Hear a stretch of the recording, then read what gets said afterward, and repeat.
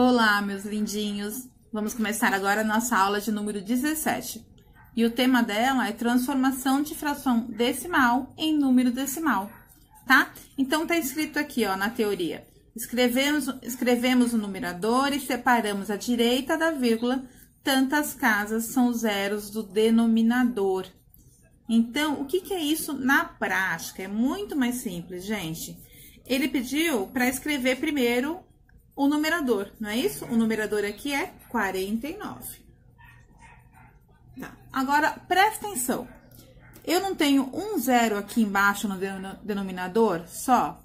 Então, eu vou contar uma casa. Então, depois da vírgula, tem que ter só uma casa. Então, a vírgula tem que ficar aqui, entre o 4 e o 9. Ó, um zero, uma casa decimal. Denominador 10, um algarismo depois da vírgula. Então, só tem que ter um algarismo depois da vírgula, tá? Olha mais exemplos. 234 sobre 100.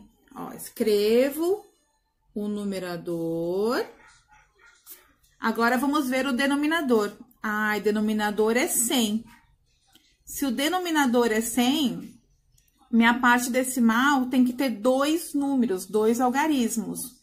Então, ó, 1, 2. Então, a minha vírgula vai ficar aqui, tá? Então, denominador 100, dois algarismos depois da vírgula. Mais um exemplo. Aqui, escrevo o numerador. 5, 7, 8, 6. Ah, meu denominador é 1000. O 1000 tem 3 zeros. Então, depois da vírgula, eu tenho que ter 3 algarismos. Então, ó, 1, 2, 3. Então, a vírgula vai ficar aqui. 5,786. Então, denominador 1000, 3 algarismos depois da vírgula. Facinho, né, gente? Parece difícil, mas não é. Agora, olha aqui. Quando a quantidade de algarismos do numerador não é suficiente para colocar a vírgula, acrescentamos zeros à esquerda do número. Olha aqui, 23.000. Então, gente, eu tenho que, ó, são 3 casas decimais que eu tenho que ter depois da vírgula, não é isso? Aqui eu tenho só 2 números, o que eu faço então? Então, aqui, ó, eu acrescento números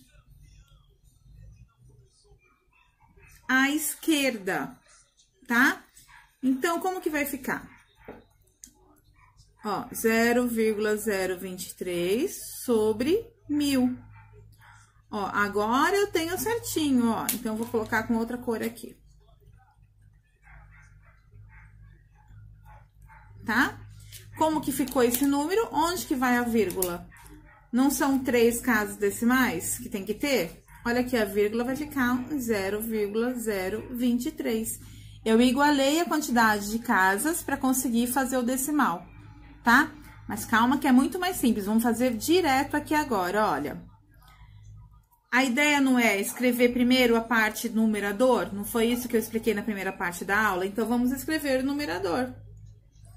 Mas, professora, aqui eu tenho que deixar 3 casas depois da vírgula. Então, vamos acrescentar.